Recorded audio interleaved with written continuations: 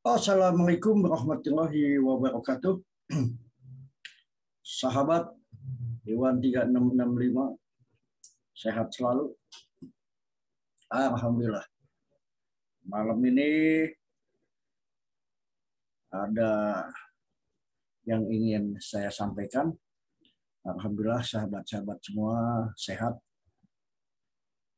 Jaga stamina dan terus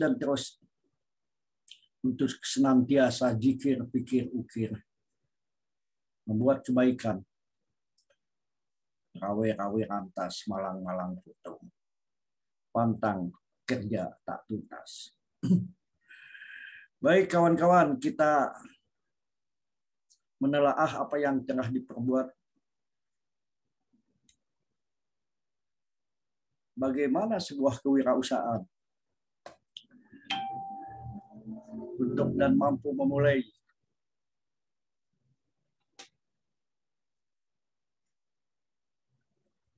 dan bisa bagaimana sebuah kebutuhan dengan tantangan yang berbeda tentunya. Karena ada situasi dan kondisi yang berbeda, ini remember thinking. Belajar mengenang masa lalu di saat ada amanah seperti ini. Kita lihat ya teman-teman yang sudah dipersiapkan.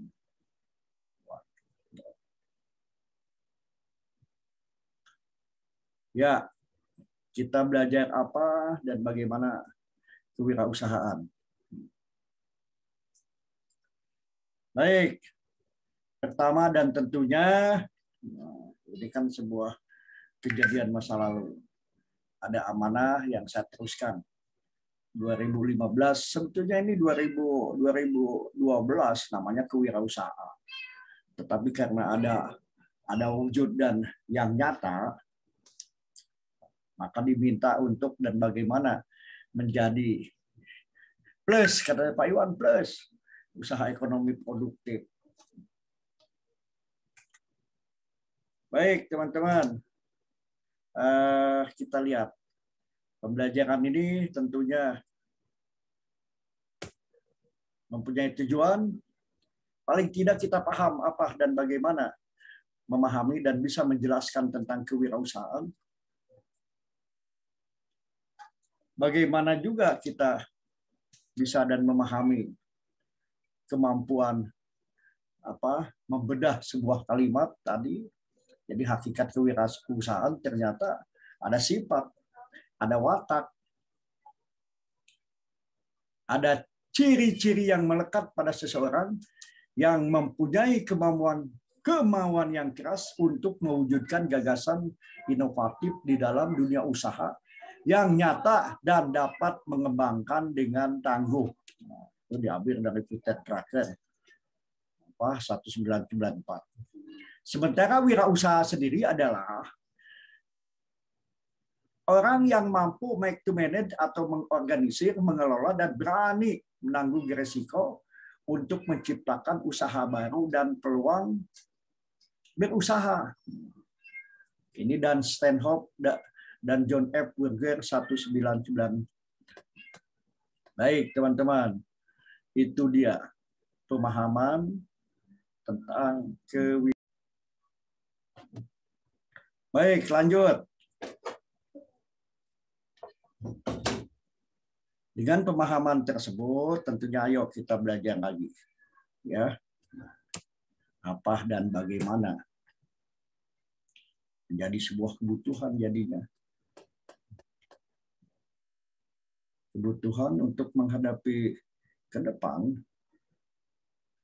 tentunya kita bedah lagi hakikat kewirausahaan itu ada 6. Bisa perilaku yang dijadikan dasar sumber daya, tenaga penggerak, tujuan, siasat, kiat, proses, dan hasil bisnis. Yang kedua, kemampuan untuk menciptakan sesuatu yang baru dan berbeda. Dikatakan juga proses penerapan kreativitas dan inovasi untuk memecahkan persoalan dan menemukan peluang memperbaiki kehidupan. Bisa kualitasnya, bisa produktivitasnya, Dan nilai yang diperlukan untuk memulai suatu usaha. Apa itu nilai? Nanti kita bedah. Baik, proses dalam mengerjakan sesuatu yang baru dan sesuatu yang berbeda. Sementara hakikat kewirausahaan yang keenam, mengkombinasikan sumber-sumber melalui cara-cara baru dan berbeda untuk memenangkan persaingan. Untuk usaha tertentu, saya sudah off dari tahun 2012. Tapi saya coba lagi. Karena di balik usaha tentunya ada manfaat ganda. Infak sedekah kita semakin banyak ya. Dan filosofinya atau konsentrasi boleh menghidupi orang lain dan kita ikut hidup. Baik, kita pahami kawan-kawan karakteristiknya apa sih nilai-nilai hakiki kewirausahaan yang tadi kan Bapak sebutkan ya. Jelas beranilah untuk mulai dan untuk yakin kita punya tanggung jawab sosial, tanggung jawab ekonomi, tanggung jawab empowering proses pemberdayaan dan sebagainya. Jangan dan selalu menghindari resiko yang lebih berat. Berarti manajemen resiko. Ya, meminimalkan sebuah risiko yang lebih berat. Ini ketiga, percaya diri, menghendaki umpan balik, semangat dan kerja keras, berorientasi masa depan, kemampuan dan keterampilan, asah, asih, asuh. Kembali konsep Sunda yang sudah tradisional menjadi nasional. Jikir, pikir, ukir. Terakhir adalah hasil dari kemampuan yang diutamakan, produk, apapun bentuknya. Masa lalu saya menganggap kewirausahaan itu pasti identik dengan dagang. Oh tidak, ternyata ada jasa, ada kemampuan mandiri dan pengembangan profesi, seni hidup. Ya, baik kita lanjut. Nilai-nilainya tentu dan harus kita belajar tentang kepemimpinan. Orsinir, kreativitas dan inovasi. Dan keberanian mengambil resiko, walaupun tetap diminimalkan. Dengan apa itu? Wah, kita masih ingat kan 5W1H? Dengan apa itu? Analisis SWOT dan sebagainya. Baik, kita coba nih. Sebetulnya cuma itu kalau yang pernah saya dapat amanah di manajemen Karang Taruna, tapi lambat laun dan alhamdulillah ada amanah lebih. Untuk menjadi tim motivator dan fasilitator PSM di Kabupaten Subang ya. Itu SK Bupati saat itu. Karena amanah itu ada yang baik proses, ada yang karena kepercayaan. Baik. Apapun web usaha ekonomi produktif. Aspirasi masyarakat yang berkembang ini mengisyaratkan perlu mempercepat upaya pemberdayaan masyarakat melalui usaha ekonomi produktif. Tapi kuatkan dulu dengan teknologi informasi, teknologi, dan alhamdulillah ya sudah beberapa alumni bahkan berhenti untuk fokus kepada dunia wirausaha. Berhenti dari apa? Berhenti dari tanggung jawab yang sebelumnya banyak. Dan ada juga yang sudah menjadi orang pengambil keputusan mau berhenti nggak boleh. Karena kebaikan itu make to manage ujung-ujungnya. Konsentrasi bidang A, bidang B, bidang C. Sepanjang tidak ada cross, istilah Haji Dodi kemarin ya, tidak ada benturan, maka insya Allah kemampuan make to manage akhirnya kita bahas coba di bawahnya. Apa sih usaha ekonomi produktif? Ya, kegiatan usaha untuk menghasilkan barang atau jasa. Termasuk kegiatan simpan pinjam. Dan kegiatan pemasaran dalam rangka pendapatan keluarga. Wah, asik nih kalau udah bicara keluarga. Karena keluarga itu ada kita, ada ayah, ada ibu, ada anak ya. Baik, kita coba tetap usaha ekonomi produktif itu apa sih? Banyak caranya. Kalau ingat Agim kan yang paling susah kan memulainya. Maka banyak yang one man show, tapi kalau menjadi bagian daripada orang atau lingkungan, maka bisa 10 orang, bisa 7. Kalau memang dipermanenkan, dapat amanah ya, amanah itu bantuan. maka memang harus ada ketua, sekretaris, dan bendahara. Yang di kemudian hari dimungkinkan kalau maju menjadi apa? Bisa menjadi CP, bisa menjadi UD, ya, usaha dagang atau apapun bentuknya. Untuk sementara ketua, sekretaris, bendahara dimungkinkan mengembang. Baik, tujuan web atau kube. Nah, ini kita udah bermain kepada web. Web diklaimnya adalah usaha ekonomi produktif, bisa perorangan, walaupun tetap ada apa kementerian lain ya yang membantu kemarin 2,3 ya. Nah, usaha keuangan mikro atau tapi ya tadilah tujuannya tetap meningkatkan kualitas hidup PMKS. Bapak suka berpikir juga, kok PMKS yang dikembangkan, kenapa Anda juga atau kita semua sebagai PSKS tidak berusaha untuk menjadi seorang wirausaha atau berjiwa kewirausahaan dengan konsep menghidupi orang lain dan kita ikut hidup. Ya, menghidupi orang lain dan kita ikut hidup. Hidup itu ya pikiran, hati, keterpanggilan, manajemen, situasi. Ya sudahlah. Poin 2 kita lihat. Apakah kita untuk PMKS, tapi materi ini sebenarnya mungkin juga untuk PSKS. PSKS itu siapa? Ya diri kita.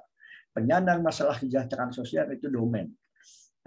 Domain ada PMKS, ada PSKS. Jadi ayo kita kawan-kawan kita coba supaya tetap kita baik proses ya. Udah yang kedua tuh ada kemampuan teknologi. Saat ini misalnya Grab ya, Grab atau apapun yang jasa selalu ada yang pakai aplikasi. Ternyata masuklah di saat COVID ini sistem online. Ada COD, ada barang di tempat. Termasuk alhamdulillah mudah-mudahan 3 hari mendatang ini kamera laptop ini kan ternyata masih apa? Ketahuan masih SD. Mau beli yang SMP, SMA nggak ada. Katanya ada yang HD dengan cukup 170 nanti produknya menjadi HD. Ini contoh ya, mau beli kemana-mana nggak ada. Nah, ini kan sebuah contoh inovasi kreativitas, maka dunia online sudah mulai mendapatkan kepercayaan. Ya. Yang nggak usah bercanda di depan teman-teman tuh, gimana caranya diam tapi dapat duitnya.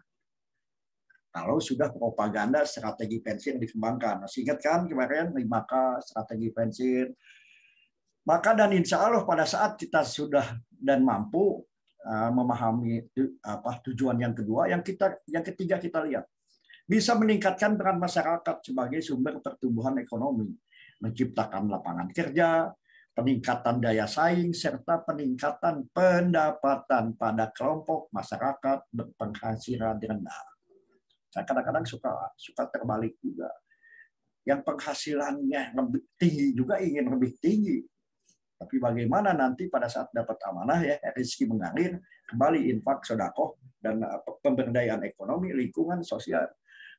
Insya Allah ya dengan sendirinya akan berkembang. Karena yang terdidik secara zikir, pikir dan ukir, wah sahabat-sahabat kita nih.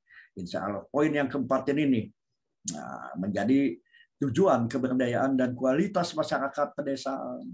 Bisa nggak perkotaan? Ya bisa dong. Ya, dengan cara dan inovasi yang berbeda.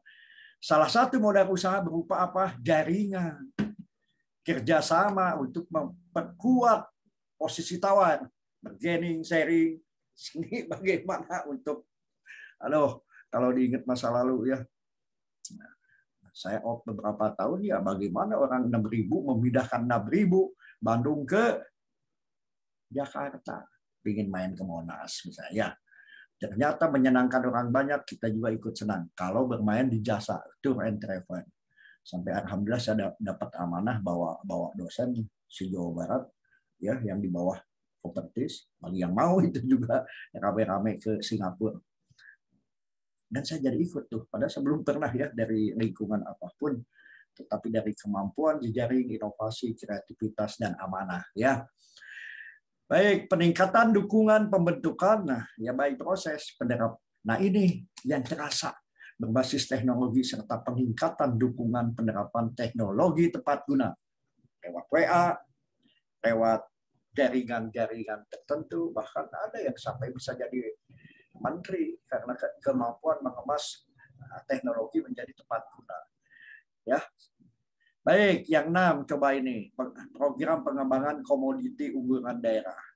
Nah, ini kembali kawan-kawan kembali kepada pengembangan sumber daya manusia dan sumber daya alam disinergikan. Baik, kawan-kawan, alhamdulillah nih ada 3 strategi bagaimana mengelola program usaha ekonomi dan Kube. Kita konsepnya tetap web dan Kube dulu, tapi dimungkinkan kewiraan usaha itu pada saat inovasi dan kreativitasnya dari keluarga, maka baik proses menguatkan keluarga, menguatkan kelompok. Strategi yang pertama pemberdayaan, tingkatkan infrastruktur dan jaringan pendukung, tingkatkan dukungan melalui pendekatan pembinaan sentra-sentra produksi, cluster, disertai penyediaan infrastruktur yang memadai. Wah, ini kayaknya untuk birokrasi nih. Tapi tidak apa-apa ya, kita belajar di jiwa birokrasi, menjaga jiwa praktisi dan inovasi, atau aktivis mungkin juga nih, kepada yang kemarin disebutkan ya, masih ingat ya, entertainment. Prioritas usaha mikro, sektor informal, dalam rangka pengembangan ekonomi pedesaan, garis miring perkotaan ya. Kita sebentar lagi kan akan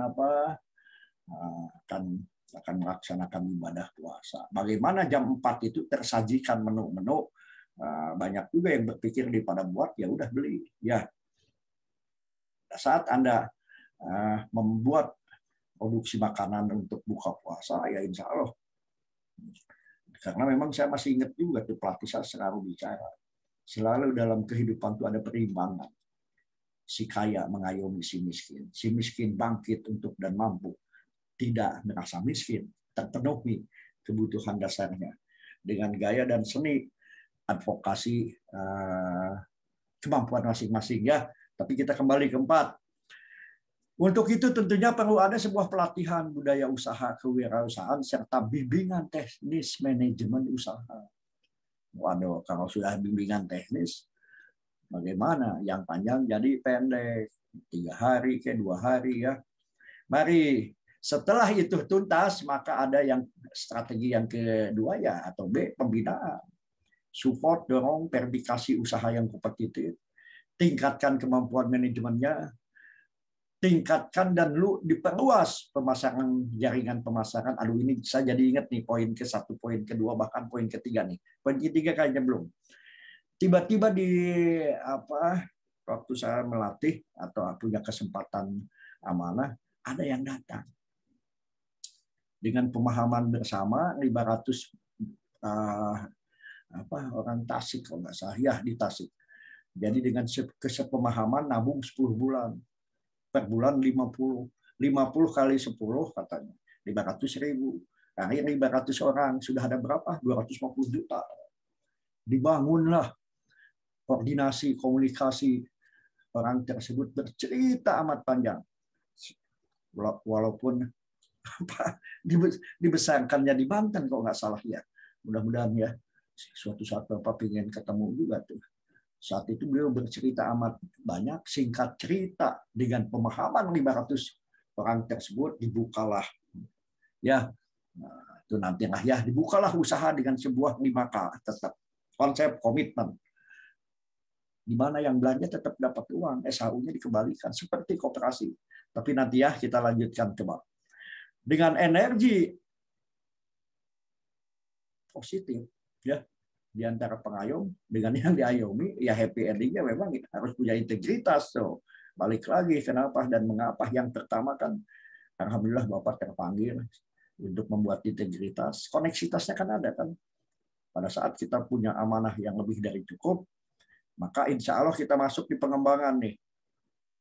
Terjadilah pendidikan informal 5 bulan yang bersangkutan ya, sanggup dia bersinergi dengan camat, dengan lingkungan, bahkan dengan tokoh-tokoh koperasi untuk hadir di 500 orang tersebut. Ya nggak langsung dong. 50 ada 50 10 hari make to manage tanpa uang sepeser pun. Ya, itu nantilah ceritanya ya. Di manakah itu tepatnya? Tasikmalaya. Padahal saya ini katanya Pak, saya ini jurusan olahraga Pak. Tapi kenapa saya terpanggil? Itulah hidayah seseorang itu kadang-kadang benturan, sepintas benturan. Saya ini lulusan sarjana pendidikan, olahraga, Pak. Tapi pada saat saya teringat koperasi itu ditumbuh kembangkan awalnya di Tasikmalaya, dan saya jadi punya amanah jadi pendamping PKH, maka alhamdulillah apa yang diajarkan semakin saya baca lama-lama semakin saya tidak paham. Maka dunia diklat itu dibaca kognitif, afektif, psikomotorik, dibaca action. Tentunya dengan pembimbingan instansi terkait. Baik, ciptakanlah jaringan kemitraan, diperluas akses, sumber pemodalan, perbankan, lembaga permodalan, dan lainnya. Pola bantuan, ya alhamdulillah ya, lambat laun kan yang paling baik, apapun sebenarnya bantuan adalah poin yang kedua nih. Maka yang di Tasik itu murni poin yang kedua. Iuran 50.000 per bulan dikali 500 orang, dikali 10 bulan. Terus Anda udah luar biasa hebatnya, saya aja kalah nih misalnya. Kok ingin konsultasi dengan saya? Apa maksudnya? Apa yang ada di pikiran? Cerita ya. Waktu alhamdulillah ya 2019 saya ketemu ya. Tapi ya mudah-mudahan sehat beliau, dan diciptakanlah 3 warung itu. 3 warung 50 juta, 50 juta, 50 juta. Pembelinya ya yang 500 orang tersebut. Bahkan akhirnya di luar 500 orang tersebut, namanya KPM ya, PKH, ada keinginan menjadi anggota. Pada saat ingin membuat badan hukum, notaris pun bantu. Jadi donatur tidak perlu bayar. Bapak pernah juga ya di Kalimantan, hanya ditempatkan jadi penasehat. Inilah kita melihat keinginan untuk baik, notaris tidak bayar. Kalau Bapak dulu ya.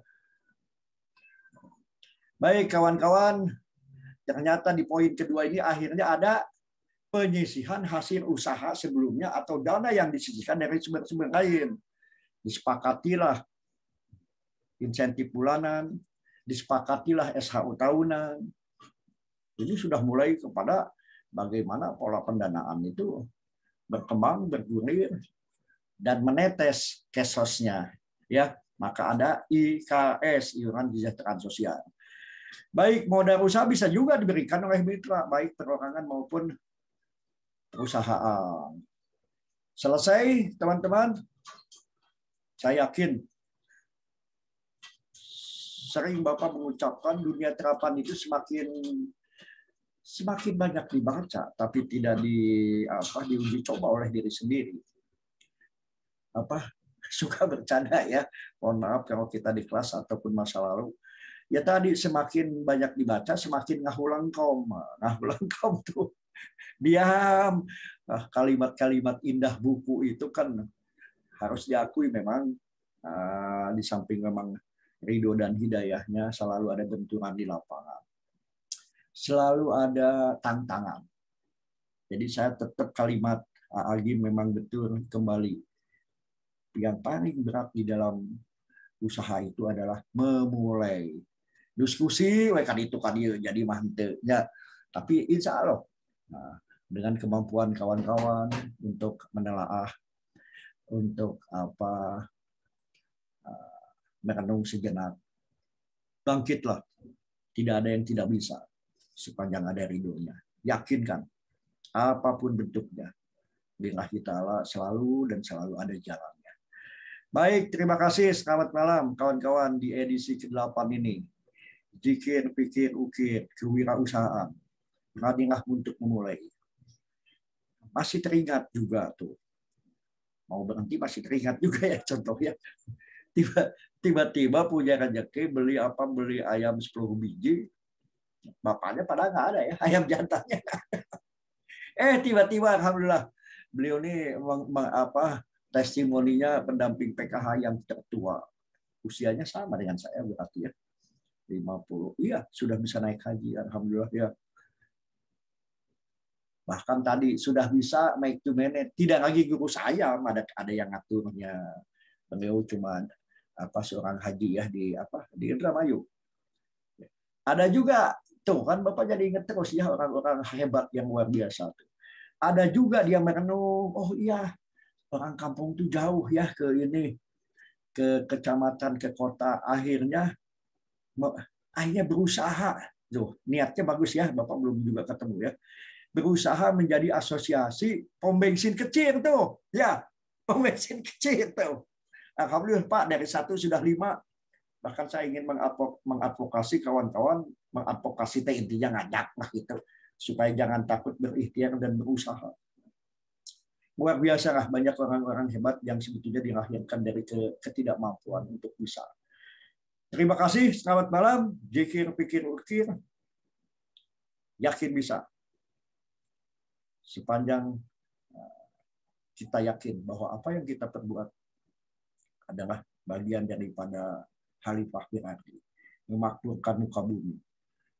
Alam terjaga, hablum minanas diperkuat, hablum minallah ya jelas. Insya Allah, zikir, pikir, ukir. Bagaimana rezeki kita juga tetap, kalau usaha itu kan ada ya keuntungan.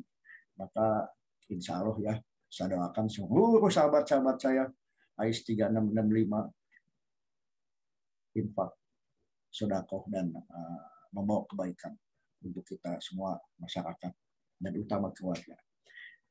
Baik, terima kasih. Selamat malam. Semangat. Wassalamualaikum warahmatullahi wabarakatuh.